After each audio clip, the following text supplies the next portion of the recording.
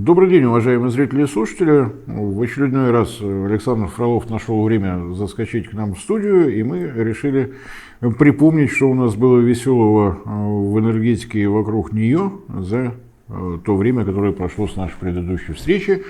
И, Александр, во-первых, добрый день. Приветствую всех. Во-вторых, я бы предложил оттолкнуться, разумеется, от такого действительно серьезного форума, Питерский международный газовый форум, который, в общем-то, еще и венчает череду осенних форумов, больших и крупных. Немало их было, и вот как бы финиш. Он уже не первый, потихонечку с каждым годом растет, приобретает все большее значение. Я уже закончил с официальной частью. Да, я сразу хочу извиниться, вдруг у меня что-то будет с дикцией, я пришел сразу после стоматолога, поэтому извините, если что, это у меня еще заморозка не прошла, но будем стараться держать себя в руках.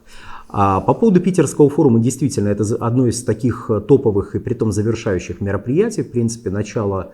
И так, первые 1,5 месяца осени – это череда крупных событий в нефтегазовой жизни Российской Федерации. Это и Дальневосточный форум, это Тюменский форум, это, разумеется, энергетическая неделя, которая проводится в Москве. Это форум, который вот проводится в Питере. Притом статус международного ему придавал отнюдь не только страны постсоветского пространства, например, Узбекистан, но и наши партнеры из Венгрии.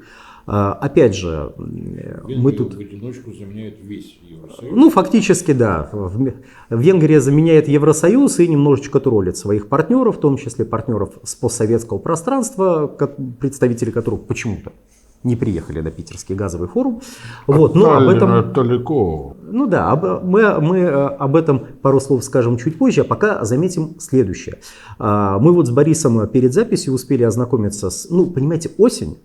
Это специфическое время, когда не только проводятся энергетические форумы, но и начинаются обострения у всяких людей. Некоторые люди считают себя союзами спекулянтов, пытаются иронизировать, пытаются хохмить на тему того, что вот видите, делают вид венгры, что они партнеры России, а на самом деле они атомную электростанцию себя там строят. Видимо, до людей не доходит, что атомную электростанцию в Венгрии строят также представители Российской Федерации, но это ладно. Это мы отложим в сторону и поговорим о конкретной части, которая происходила на форуме, и начнем, собственно говоря, с Венгрии. Одна из интересных вещей, которая там была озвучена, это объемы поставок газа, 6,7 миллиардов кубических метров, да, если я не ошибаюсь. Да, договор на этот год 6,7 миллиардов. И в следующем году собирается этот объем, собирается в следующем году объем увеличивать. В прежние годы, докризисные, это важный момент.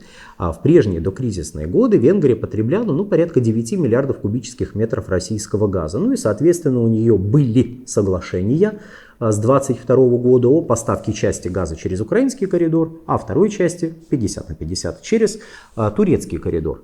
И когда на протяжении, наверное, последних 1,5 лет возникали вопросы, а как же быть, если вдруг прекратится транзит газа, как будут там наши партнеры, мы неоднократно с Борисом высказывали довольно простую мысль, что у Венгрии есть возможности перебрасывать объемы, которые идут через украинский коридор, на коридор турецкий. То есть через него и так уже идут некоторые объемы, и можно пустить еще. И наше скромное мнение было подтверждено высказываниями министра иностранных дел и внешней торговли Венгрии, который заявил о том, что на входе в Венгрию есть еще свободные мощности, которых явно хватит для удовлетворения спроса Венгрии в российском газе. Тем более, что договор на эту тему был подписан еще в прошлом году. Если прекратится не договор о транзите с Украины, а физически прекратится транзит, будут идти поставки полностью через турецкий поток. Я думаю, мы тему транзита невольно будем здесь затрагивать, потому что опять на фоне Питерского форума возникло обострение еще у части общественности. Она в Киеве, если не ошибаюсь, проживает. И они опять стали говорить о том, что нет, мы транзитный контракт не будем продлевать. И все сразу, что же будет, если не будет транзита? Как же такое может быть? Первый раз услышали. Да. Полтора года идут разговоры, мы опять услышали об этом в первый раз. Действительно, если прекратится действие контракта, а оно неизбежно прекратится в конце текущего года. Киев сам себе запретил вести переговоры с российскими компаниями со всеми сразу. А если заметить, то с 1 января, по сути, контракт перестает действовать, но не перестает действовать транзит, потому что, ну, по крайней мере, он может действовать, потому что есть другие механизмы. Два механизма.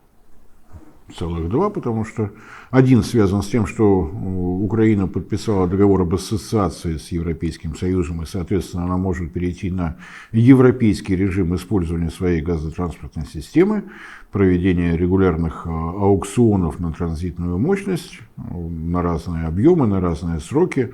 Европейскими правилами можно такой аукцион проводить на сутки, и максимальный срок, по-моему, там календарный год. Но это не договор, это просто аукцион. Вот пришли покупатели и продавцы, обо всем договорились.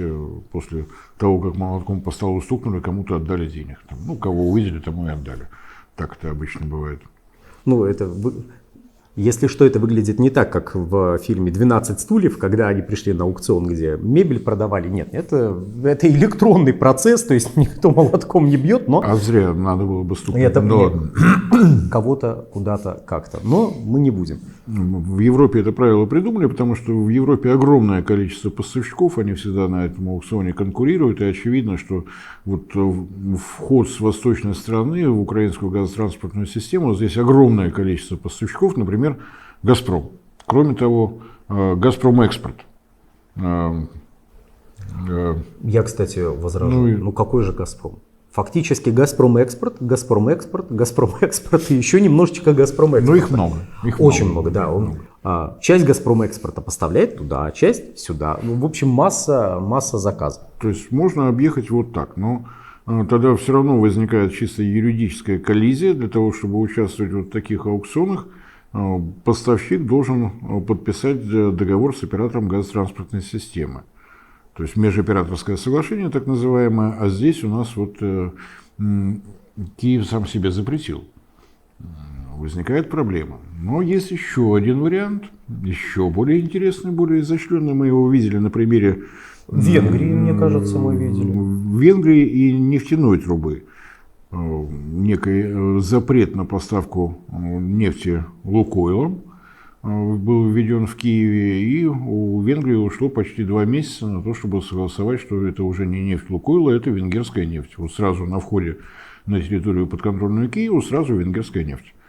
Вот, точка передачи прав собственности на текущей границе Украины и России. Собственно, в любом контракте, в том числе газовом, прописывается точка сдачи этого газа, и есть точка сдачи газа в Баумгартене, одна из основных для покупателей в Европе. Это в Австрии, но газ оттуда идет не только в Австрию, это просто удобный газотранспортный узел, центральный европейский газовый хаб. Там, кстати, и ПХГ какой-то имеется, то есть для торговых операций вполне удобно. Вот. И эта географическая точка позволяет вам перебрасывать газ и в соседние государства, и чуть дальше, там в Италию можно отправлять, к примеру. Ну, то есть, почему вот Австрия используется? Можно в Италию, можно вот соседям, можно другим соседям отправлять. И в этом плане это довольно удобная точка сдачи. Вот она действует по текущим контрактам. А можно эту точку доп. Соглашением к действующим контрактам перенести. Как, собственно говоря, это было уже сделано венгерской стороной, вот мы опять к ней возвращаемся. То есть, почему я считаю, что вот это высказывание о том, что на входе из балканской трубы в Венгрию достаточно свободных мощностей, чтобы компенсировать возможное выпадение объемов с украинской стороны. Почему это троллинг, как мне кажется? Потому что неоднократно и со стороны Киева звучали высказывания, ну, как у нас говорят, нелицеприятные. Это не совсем правильное использование данного слова, но ладно, бог с ним, все поняли, о чем идет речь. Нелицеприятные такие высказывания в адрес Венгрии, мол, Венгрия плохо себя ведет, не настоящая европейская страна. По сути, давайте выгоняйте ее из Европейского Союза, берите нас, мы хорошие. Мы хорошие, да. Вообще, я хороший, я буржуинский. Венгрия действительно какая-то удивительная страна. Там правительство страны позволяет себе думать о стране. Ну, я согласен, вместо того, чтобы думать о Брюсселе, Вашингтоне, Киеве. Там. Важная поправка. О своей стране. Так-то стран много, о них тоже можно подумать. Вот. Ужасно, ужасно, просто ужасно. Притом для Венгрии понятно, что Венгрия это не от огромной любви к нам, просто Венгрии это чудовищно выгодно. Это выгодно с точки зрения поставок газа, это выгодно с точки зрения поставок нефти, это выгодно с точки зрения строительства атомных мощностей. Кроме того, у Венгрии есть определенные амбиции в плане развития себя как такого ну, как в качестве важного регионального газотранспортного, нефтетранспортного узла, ну, нефтетранспортного скорее. Так у Венгрии заключено соглашение с Сербией о строительстве нефтепровода, который соединит две системы. Там это не проговаривается, но все прекрасно понимают, что нефть в этот нефтепровод будет поступать из нефтепровода «Дружба». Там, если мы смотрим на географическое начало этого нефтепровода, то понимаем, что как-то оно очень близко находится от нефтепровода «Дружба». Наверное, это совпадение. Хотя, с другой стороны, знаменитые венгерские нефтяные месторождения... Они там что-то добывают, но там какой-то такой вот мизер. Но, может быть, откроют новые. Могут открыть. Это легко. Вот. Могут. И здесь происходит, на мой взгляд, такое замещение. Вот когда Венгрия сражалась за поставки российской нефти, она автоматически помогала тем самым Словакии. Словакия с их единственным нефтеперерабатывающим заводом, который был построен одновременно с магистральным нефтепроводом «Дружба», технология рассчитана на переработку нефти марки «Юралс». Но географически для того, чтобы нефть попасть в Венгрию, надо пройти через Словакию. Венгрия добивалась исключения из эмбарго для себя, одновременно решив часть проблем Словакии. Сейчас мы наблюдаем, что премьер-министр Словакии Фице сражается за поставки российского газа. То есть, видимо, вот какой-то взаимозачет идет, чтобы не брала одна страна на себя все проблемы сразу. Ну, я, кстати, напомню, что Фице, в принципе, еще в январе, по-моему, этого года публично высказывался о том, что, ребят, да успокойтесь, мы сейчас договоримся, аукционную систему включим. После чего началась истерика. Какая аукционная система? Никаких соглашений ни с кем.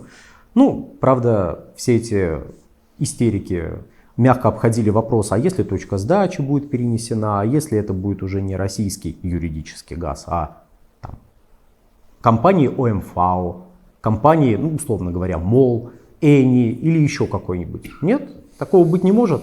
Почему-то быть может, потому что этот вопрос вообще не оговаривается.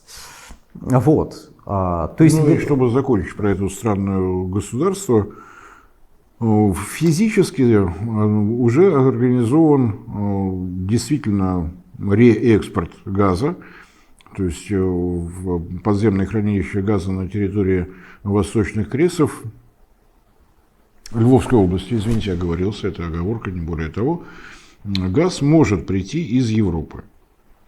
Сделана обвязка на входе, все действительно работает.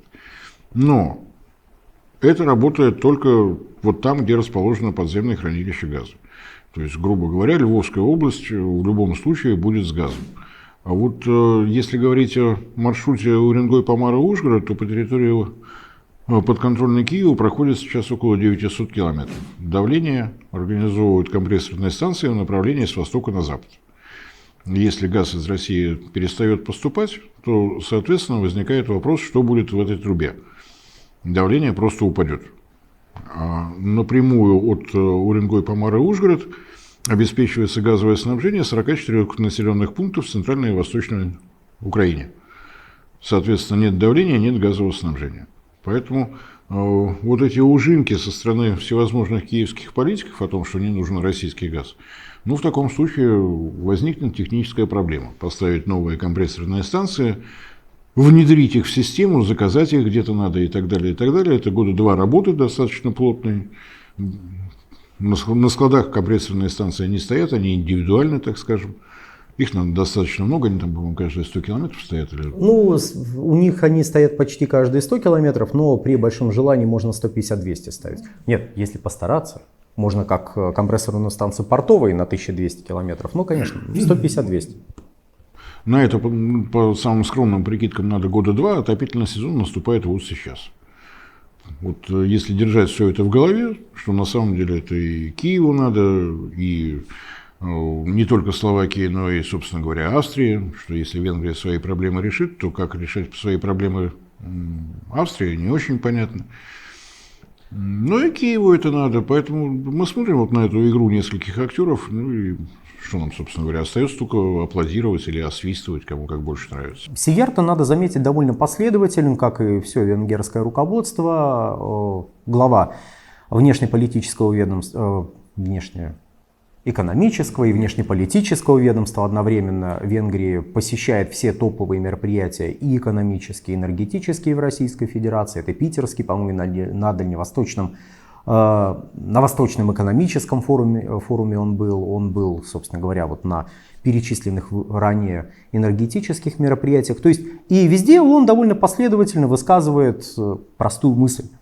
Сотрудничать выгодно. Почему вы здесь? Потому что выгодно. Потому что это выгодно. И кроме того, мы соседи, нам надо как-то договариваться. То есть нам надо договариваться, потому что мы не разбежимся. Вот мы здесь. И лучше сотрудничать, чем не сотрудничать. В принципе, он выступает в качестве кота Леопольда. Ребята, надо жить дружно. Невозможно не согласиться. Ну и на самом деле, почему Венгрия получила исключение из эмбарго? Вот у нее нет морских портов. Вот можно, конечно, у Джейна Псаки проконсультироваться, может и есть, но просто в Венгрии об этом никто не знает. Есть, но только в Белоруссии. Там Белорусское море, ну, вот где-то такое. Так. То есть вот представляем, Венгрия отказалась от поставок российской нефти. Где взять нефть? Ближайший порт, по-моему, в Хорватии находится. Да, по крайней мере тот порт, на который им указывают, что, мол, вам надо им пользоваться. А мощность этого порта, из самого порта мощности недостаточно, и от него идет нефтепровод, который, он тоже не бесконечен. То есть нельзя туда запихнуть нефти в несколько раз больше, чем сейчас через него проходит. Собственно говоря, в Хорватии никто не знал, что им надо строить порт с учетом того, что нужно поставлять в Венгрию еще 5 миллионов тонн нефти. Достаточно серьезная величина. И тут есть еще одно такое вот измерение, довольно тонкое. Это вот вышеназванный нефтепровод, который должен соединить Венгрию и Сербию, потому что из Хорватии нефть идет в Сербию. Но с некоторыми периодически случающимися, насколько мне известно, может я заблуждаюсь, перерывами. И Сербия хотела бы за счет развития отношений с Венгрией и через Венгрию с нефтепроводной системой «Дружба» защитить свою энергетическую безопасность. То есть это выгодно и Венгрии, как транзитной стране, и это выгодно Сербии. А вот развивать сотрудничество с Хорватией, Венгрии в том числе, из-за этого не очень интересно. Даже если бы хорваты сейчас сказали: «О, господи, как здорово, как интересно, давайте строить». Я пытаюсь поставить себя на место хорватского руководства. Не будет приходить нефть Юрал, значит, мне нужно найти максимально близкую по химическому составу нефть. Первый момент. Второй момент. Надо договориться и расширить мощности портов Хорватии. Опять деньги. С этим нефтепроводом, о котором мы говорим, его расширять, значит, опять надо деньги. Сколько будет стоить нефть в результате? И тем более, что ближайшие сходные сорта нефти, есть нефть норвежская, одно из месторождений, действительно дает нефть, которая максимально близка. Поскольку Юралс из Европы ушел, соответственно, у этого норвежского месторождения заказы расписаны, по-моему, сейчас до 1938 года или куда-то туда уже, все. Значит, ищем следующее, что наиболее близкое. Прекрасный сорт нефти, и там уверенность, что будут и приличные скидки, Iranian Heavy. Вряд ли. Почему-то мне так кажется, вряд ли. Тогда опять идем просто по химическому составу, вот никакой политики. Венесуэльская нефть. Нет, мы, кажется, не замечаем, как говорят наши западные партнеры, слона в комнате. А именно, фантастически, удивительно похожий на Юралс сорт Кебко. Казахстанская смесь экспортная. Да, но кто бы спорил, но здесь придется договариваться не с Казахстаном. На всякий случай напомню, что из-за действия соглашения о разделе продукции Казахстан контролирует 26% добываемой на его территории нефти.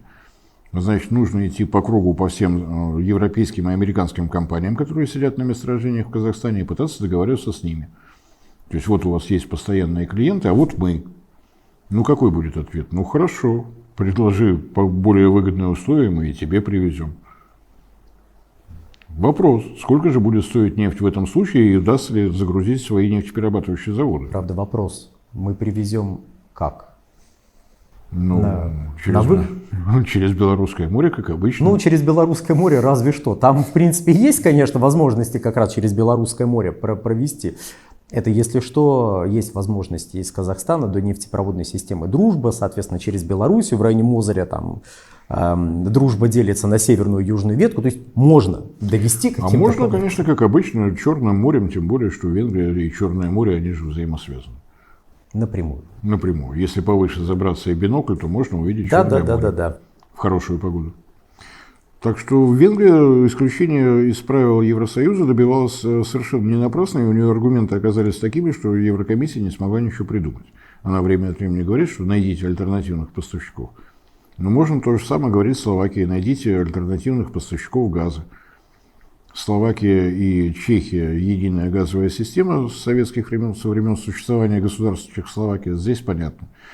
В Чехословакию приходят трубы северных потоков, в море их взорвали, наземная инфраструктура цела, в Германии поставлена на том месте от побережья, куда приходили северные потоки, регистрационный терминал. Значит, для Словакии это выглядит следующим образом: найди где-то СПГ, договорись с владельцами терминала о том, что в обычное состояние газ переведешь.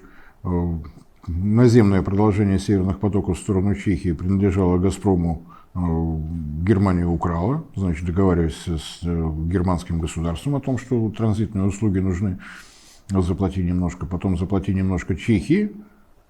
Тут еще один момент веселый по поводу Германии. Германия мзду берет. Хорошо. Казалось бы, так дадим Германии вот ее самую, но нет. Тут речь о чем? Германия, так как немножечко поиздержалась при закупке газа для нужд хранения, притом, когда мы говорим Германия, мы им говорим именно Германия, потому что Германия тогда уже, по сути, завладела компанией Uniper, компания Uniper вынуждена была завладеть, да, спасая от банкротства. Национализировала, да. Сначала ее перевели. У «Газпрома» можно было просто украсть, а Юниперу пришлось деньги давать. Здесь все чин-чинарем. И в общем, Германия передала в управление Федеральному сетевому агентству, если я правильно помню. И, собственно говоря, закупка газа для нужд хранения осуществлялась в августе, и, там, июль-август и частично сентябрь 2022 года. По сути, не государством напрямую, но государственным компанией под управлением государственного регулятора. И столкнувшись с тем, что дополнительные расходы составили порядка 10 миллиардов евро. Из-за чего, собственно говоря, Юнипер оказался на грани банкротства. То есть так, ай-яй-яй. Германия сказала: вы знаете, а вот мы тут посмотрели, такая интересная ситуация складывается. Вот мы закачали газ в хранилище, а ведь с нашей территории газ в разные стороны идет. В Австрию идет, да и в Италию идет, через Австрию. А давайте мы с вас дополнительную вывозную таможенную пошлину будем брать. Австрияки и итальянцы побежали в Брюссель, точнее, сначала они побежали в Берлин и сказали, что это делается. В Берлине сказали: все нормально, это очень хорошо. Да, деньги очень нужны. Тогда те побежали в Брюссель. В Брюсселе им сказали: нет, ребят, все интересно, мы сейчас заругаем Берлин, они исправятся. Берлин до сих пор ругают, Берлин не исправляется, и, соответственно, поставки с территории Германии дополнительно облагаются налогами. То есть логика германских разбойников, она никогда не менялась. Они, так получилось, закачали в подземное хранилище газ по $2000 за 1000 кубометров. Соответственно, деньги потратили по 3000. Там разные цены были на протяжении лета 2022 года. Теперь хочется с кого-то этих денег содрать, чтобы, как-то там баланс соблюсти. Подвернулись австрийцы, сдерем с австрийцев.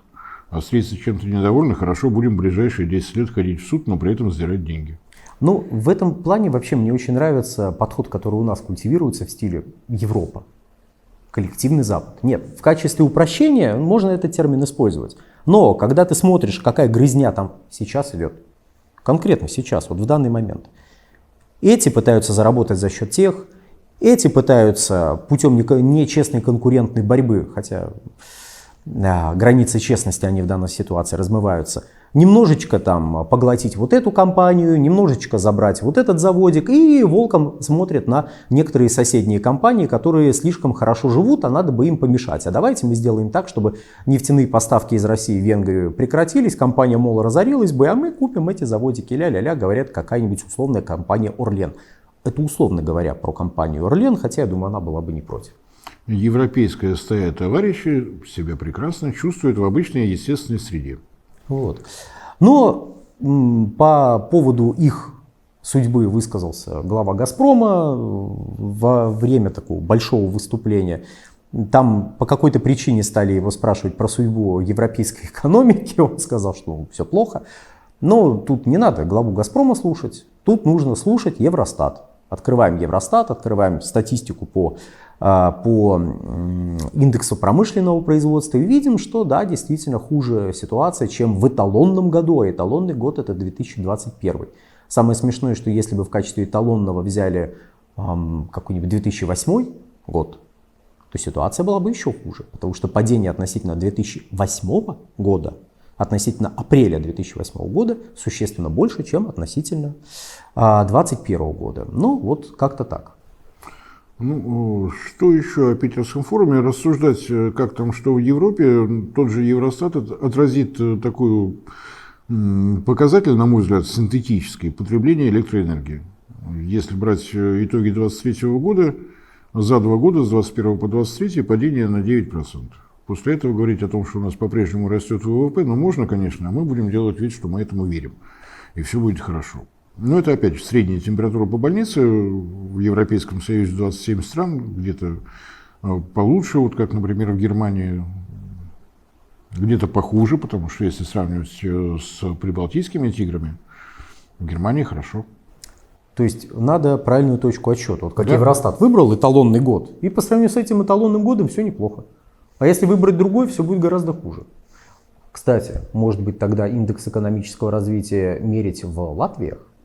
И тогда, в принципе, индекс экономического развития Германии будет очень даже хорошо выглядеть. Ну, это их европейские дела, и мне кажется, что вот внимание прессы нашей, внимание журналистов, которые и Алексею Миллеру задавали вопросы именно про Европу, ну, мне кажется, это уже от лукавого, потому что еще весной 2022 года Верховный главнокомандующий сообщил, что вектор развития России должен быть направлен на юг и на восток. Гости и с юга, и с востока у нас тоже на форуме были. У нас были гости, например, из Узбекистана, которые решали вопросы о газовых поставках, при том, что Узбекистан, парадокс ситуации в том, что Узбекистан является довольно крупным для общемировых масштабов производителем газа, но у него и собственное потребление велико, и он является экспортером газа. В итоге он экспортирует так много, что себе не хватает. Там дело не только в этом. Если зайти на сайт Министерства энергетики Узбекистана, мы увидим, что последние 3 года ежегодное падение объемов добычи от 4 до 6%. В этом году ожидается порядка 5%. Ну, то есть, опять средняя цифра. Растет экономика, растет население, падает производство газа, но экспортные обязательства перед Китаем никто не снимает. Магистральные газопроводы, там целая система, в 2 очереди построенная Центральная Азия, Китай, строилась на китайские инвестиции китайскими специалистами и китайскими технологиями и не предусматривает возвращение инвестиций деньгами, только кубометрами. Ну, в принципе, Китаю это выгодно. То есть вы вкладываете деньги. Ребят, деньги не надо, деньги у нас есть. Там нам много нужен предложений газ. было. Доллары, евро, юани. Ничего не надо. Написано кубометры. Давай кубометры. Все. Ребята, нужен газ. Поэтому, кстати, здесь кроется ответ на, точнее как. Здесь кроется не ответ, вопрос той части нашей аудитории, которая постоянно спрашивает про... А что это вот Китай не покупает наш газ? Люди не следят, как он там покупает, не покупает. Это, я думаю, мы сейчас пару слов даже скажем. Почему Китай за свои не построил силу в Сибири? Да, это тоже правильно. И еще один. А мы же вступаем в жесткую конкуренцию со среднеазиатскими странами. Жесточайшая конкуренция, безусловно, да, наступает, особенно если мы посмотрим на на то, что одна из этих стран уже заключила контракт с «Газпромом», предусматривающий увеличение поставок газа. Да, не до каких-то фантастических величин, примерно до 12 миллиардов кубических метров газа в год, но тем не менее это довольно значимая величина. Это означает, что этой стране собственной добычи с учетом экспорта не хватает. Есть еще одна страна из тех, кто поставляет газ в Китай, из среднеазиатских, у которой тоже есть потребности в российском газе. Общая мощность магистрального газопровода в Центральной Азии и Китае 55 миллиардов кубометров, квота Казахстана 10,0 миллиарда кубометров в год. Последние 2 года поставки в пределах 5,5-5,8. То есть у Казахстана тоже растет внутренний спрос. Да, у него большие объемы попутного нефтяного газа. Но, повторюсь, поскольку Казахстан распоряжается только 26% добываемого нефти, многое зависит от операторов на месторождениях Тенгиз, Карачаганак. Я сейчас не воспроизведу, извините, Три пожалуйста. крупнейших месторождения. Месторождения нефтяные зрелые. Для того, чтобы удерживать объем добычи нефти на необходимом уровне, попутный нефтяной газ закачивается в пласт. То есть, да, объем большой, но чистый, прошедший через зачистку на газоперерабатывающих заводах газ идет на внутреннее потребление, вот этого объема становится все меньше. Поэтому не выполняются обязательства перед Китаем. А ведь надо строить еще одну нитку, увеличивать добычу. Ну и так далее. Тут Bloomberg нам сообщил, что Казахстан собирается строить новый газопровод, чтобы стать конкурентом «Газпрома». Это Bloomberg, он все знает. Он сказал, что этот газопровод будет стоить от 3 до 6 миллиардов долларов. И все, больше он ничего не сказал, но это будет именно для того, чтобы конкурировать с Россией. Ресурсный источник неизвестен, маршрут этого замечательного газопровода неизвестен, транзитная мощность неизвестна, но он стоит от 3 до 6 миллиардов долларов. Источники сказали, да. Сколько стоит. У меня тут один вопрос. Вот, точнее как, когда мне стали звонить и говорить, а вот тут такая история, тут Казахстан с нами конкурирует. Я говорю, да? То есть Казахстан заключает с нами контракт на поставку газа и нечеловечески с нами конкурирует. То есть Казахстану самому не хватает с учетом прочих равных условий, но он конкурирует. Внимание, вопрос. А может быть, что это люди немножко не поняли и речь про вот эту нитку Д? Может такое быть? Все может быть. Это просто вопрос. Не читайте вечером Bloomberg, иначе будете козленочками. Нет, просто 3,6 миллиардов долларов. Что из Казахстана можно построить на 3,6 миллиардов долларов? От 3 до 6. Такая цена. От 3 до 6. То есть, это же ясно, что это абсолютно реальный проект, потому что разница в 2 раза. Борис, но вот есть Горгон. Есть известный австралийский проект Горгон. Когда его запускали, он должен был стоить что-то порядка 18 миллиардов долларов. Когда его закончили строить, зафиксировались на сумме 54 миллиарда долларов. За время пути собачка могла подрасти. Все нормально. Люди в Блумберге, они в курсе, как это бывает. 3,6 миллиарда, 7-8, как в известном анекдоте. Сейчас мы еще вспомним про атомную электростанцию Hinkley Point C в Великобритании, которую строит великолепный французский концерн Énergie de France, EDF. Это который будет нечеловечески конкурировать с Росатомом в том же самом Казахстане. Разумеется. Те жители Англии, которые сохранили еще знаменитое британское чувство юмора, они рады тому, что у них на их территории, на их острове будет самый дорогой объект недвижимости в истории человечества. Поступили свежие новости, что EDF пересмотрела в сторону повышения сметную стоимость. 2 реактора. На день сегодняшний объявленная цена 49,6 миллиарда фунтов стерлингов. А со скольки начинали? С 18.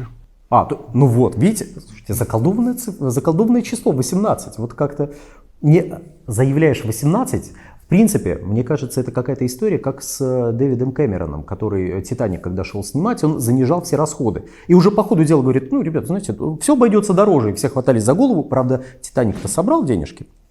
А вот проекты, которые вот так запускаются, вы знаете, пока они денежки начнут приносить, пройдет очень много времени. Это ладно, это, знаете, такое отступление. Но самое интересное, что вот мы вроде как отходим в сторону, говорим про какие-то международные дела, в то время как вроде как заявили тему про питерский форум, но одно из главных событий была пленарная сессия, на которой как раз обсуждали вот этот новый миропорядок. То есть обсуждали новую газовую реальность, если угодно.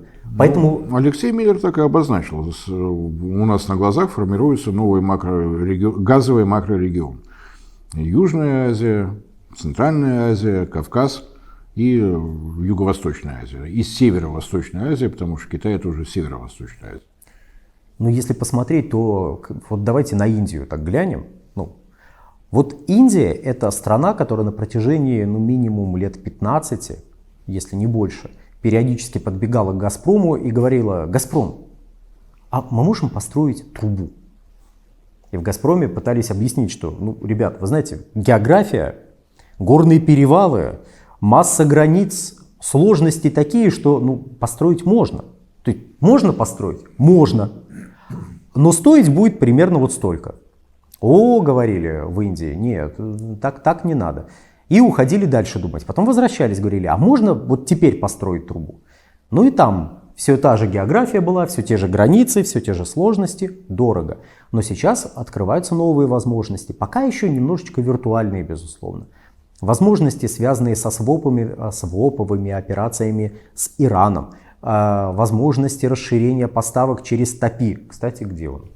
Кстати, его уже начали строить, надо отдать должное. Туркмения, которая очень, на самом деле, не любит себя рекламировать. Вот у нас такая инициатива, сякая инициатива. Собрались руководители двух стран, Афганистана и Туркмении, в начале сентября, и за один заход открыли 4 проекта, все международные. Первый участок по Афганистану того самого ТАПИ, магистральный нефтепровод Туркменистан, Афганистан, Пакистан и Индия. Раз. Два. Вдоль этого будущего нефтепровода пойдет оптоволоконная линия. В Афганистане появится интернет. Не надо сейчас улыбаться, появится интернет, потому что строительство уже идет, строится и компрессорная станция одновременно. И еще один проект — железная дорога из Туркмении в Афганистан до города Герата. Для Афганистана это огромное событие. В Афганистане пока ровно одна железная дорога от Термеза до Мазари-Шарифа. Слава богу, ширина колеи наша 15-20. Вот начало строительство еще одного. То есть вот тихая Туркмения, один раз собрались, 4 проекта открыли, и все хорошо. Ну, у Туркмении были ситуации, когда там собирались, громко объявляли, а потом ничего не было. Поэтому я предлагаю так, вот они объявили, они строить начали. Я очень хочу, чтобы какой-то вот результат в итоге появился. Будем посмотреть. Ну, на самом деле, это действительно такая, пусть отдаленная мысль, но о том, что трубопроводный газ может добраться и до Индии. Дело в том, что не задействован сейчас магистральный нефтепровод Средний Азия-Центр, первый крупный трубопроводный проект советских времен. А мощности у него более чем достаточно, 80 миллиардов кубометров газа в год, 4 нитки, одна сейчас, очевидно, задействована для поставок газа в Узбекистан, а теперь уже в Киргизию, а 3 еще свободны. То есть в том случае, если у Туркмении все получится, тут уже есть о чем думать, потому что Туркмения — это не только магистральный газопровод ТАПИ, не только магистральный газопровод Центральная Азия и Китай, но это еще и своповые сделки с Ираном. Соответственно, может возникнуть момент, когда Туркмения скажет, что давайте вы нам добавите немного газу, а то мне тут на всех желающих не хватает. Ну и если посмотреть, беспристрастно на происходящее, то действительно есть пока что масса вопросов, касающихся и спроса в Азии, и развития проектов в Азии. Но тот потенциал, который уже очевиден и который реализуется, под которым есть конкретные даже недоговоренности, а под которым есть конкретные контракты и строящиеся мощности, он огромен. И это потенциал роста, а не потенциал падения. Это не к тому, что ой, у Европы все плохо. Нет, нет, нет. Но объективно в Европе потребление газа сократилось. Притом сократилось более чем на 20%, если мы берем и Евросоюз, и Великобританию, за прошедшие 3 года. 20% это огромное сокращение. Да, я 20% считаю, потому что если мы берем почти 500 миллиардов кубов, которые, чуть меньше, но так округлив, 500 миллиардов, которые были в 2021 году, и берем показатели 2023 года, мы видим, что куда-то делись почти 100 миллиардов кубических метров. Вот в текущем году будет минус 100. Вот прям вот, если ничего не случится за следующие 2 месяца, будет минус 100 миллиардов кубов. Это огромная величина. И есть другой регион, где, несмотря на всю эту веселую критику, с одним только Китаем уже действующие и строящиеся проекты — это почти 50 миллиардов кубических метров. Ну, в своем выступлении Алексей Миллер цифры привел. По этому году ожидается повышение спроса на природный газ по миру 60 миллиардов кубометров. Из них 48 миллиардов кубометров приходится на Китай, Индию и Россию. Вот. Кстати, Россия в этом плане, мне кажется, вот завершить как раз вот этим надо, что Китай, Индия — это все хорошо, но в России потребление газа в прошлом году выросло и будет расти в этом году, что отражает и рост газификации. Ну, все знают, у нас газификации нет. Не то чтобы она без эксцессов идет, но газификация существует. С 40% в начале 90-х до более чем 74% сейчас мы довели показатели по стране, и дальше, собственно, они растут. Ну, можно не уходить в абстрактные цифры. Вот на этой неделе Ростех запустил ТЭС ударную в Краснодарском крае, 560 мегаватт. Соответственно, вот сколько это получится? 500 миллиарда кубометров на одну. Какую установку использовали? Я сейчас про общую мощность. Ну, это. Вот новая точка генерации, вот 500 миллиарда кубометров сразу. Уже другая история, что третий энергоблок этой электростанции базируется на газовой турбине большой мощности, 110 мегаватт, Объединенная двигателестроительная корпорация, первый серийный образец, и дает, действительно, в советские времена такого не строили, в постсоветские тем более, потому что у нас все было, мы могли продать нефть, газ, купить, нам все привезли, нам все поставили. Вот первый раз поставили сами. И есть большие надежды, что это как-то удастся со временем увеличить, по крайней мере, свои потребности закрыть. Ну, на это тоже нужно время. На день сегодняшней производственной мощности Объединенной двигателестроительной корпорации 2 турбины в год, но строится уже следующий цех. Следующий цех планируется закончить в наступающем году, тогда перейдут на 6 комплектов, это уже более или менее серьезно, тем более, что и силовые машины с газовой турбиной на 170 мегаватт тоже никто не останавливался. Процессы идут. Вот эти процессы идут, у нас будет расширяться и объемы генерации, то есть у нас будут строиться новые газовые электростанции, они будут потреблять газ. У нас будет подводиться газ к котельным, будет подводиться газ к частным домам, опять же количество потребителей будет расти. Понятно, что этот показатель будет зависеть еще от погодных условий, по итогам каждого отдельно взятого года. Но потенциал нашей страны будет расширяться, это очень хорошо. Я напомню, чисто внутренний проект, началось соединение на Дальнем Востоке 2 магистральных газопроводов Сила Сибири и Сахалинский маршрут. На карту смотришь вроде немного, смотришь внимательнее, куда как больше 1000 километров. Пройдет это соединение этих газопроводов по территории Амурской области, Хабаровского края, Приморского края. Это новые возможности для газификации. То есть не сказать, что быстро, но я на всякий случай напомню, что энергетика – это самая консервативная часть промышленности, поэтому здесь результаты не так, как у кошек и зайчиков. Ну а со стороны Томска тянут трубу в сторону уже, опять же, той же самой системы Сила Сибири. То есть у нас будет объединена единая система газоснабжения с восточными газопроводами, и единая система газоснабжения окажется распространенной фактически на всю страну, по крайней мере от запада до востока, а там посмотрим, может быть, и от севера до юга тоже дотянут. Это ты сейчас про Мурманск намекнул, но это мы в следующей передаче разберемся, что у нас с Мурманском. С Мурманском, там есть еще пара объектов, но Мурманск, он, пожалуй, самый яркий из этих, вот анонсировали. Будем говорить о нем тоже. То есть идут движения, строятся, то есть меня вообще вот в этом разговоре, мы как-то ушли в эту международную повестку. Понятно, что она самая веселая. Если нет Шольца, если нет Урсулы фон дер Ляйен, людям неинтересно. Кстати, если бы приехал Шольц в Питер, это было бы совершенно все иначе. Нет, если бы Шольц приехал, это было бы очень интересно. Да еще бы свою любимую турбину привез. Моя турбина, ух. Ай, да. Кто уже помнит про эту турбину и про его нежные отношения с ней? Ладно, это смех смехом, но международная повестка остается важной.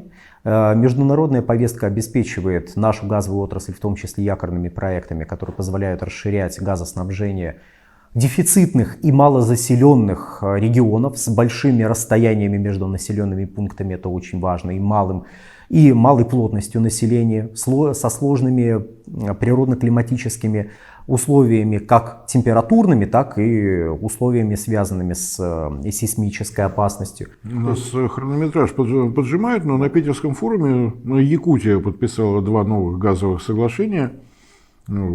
Дистанционно открывались новые газовые котельные в той же Якутии. То есть процесс идет даже в таких, это правда на юге Якутии, то есть будем считать в санаторных условиях. То есть это не с севера на юг пока, да? Это пока так. Это рядышком. Но тем не менее и там проекты идут, и достаточно серьезно идут. Если говорить о потреблении газа и о том, что у нас все было плохо, напомню, что средний объем потребления газа в России 500 миллиардов кубометров, что совпадает с потреблением всего Европейского Союза.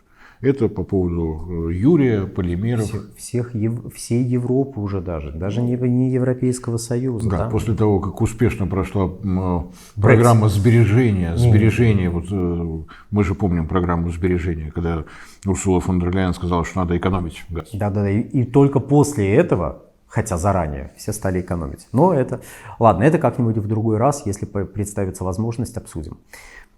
Тем более, что мы не касались всех остальных тем. У нас есть новости и угольные, есть новости и атомные, есть новости от РЖД, разумеется, блистательные. Нам есть о чем поговорить.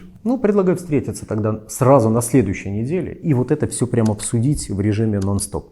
А вы оставляйте комментарии, пишите, как вам вот такой формат. Делитесь роликами в своих соцсетях. Особенно если эти ролики размещены на ВК. На ВК пока очень низкая активность, ее надо повышать.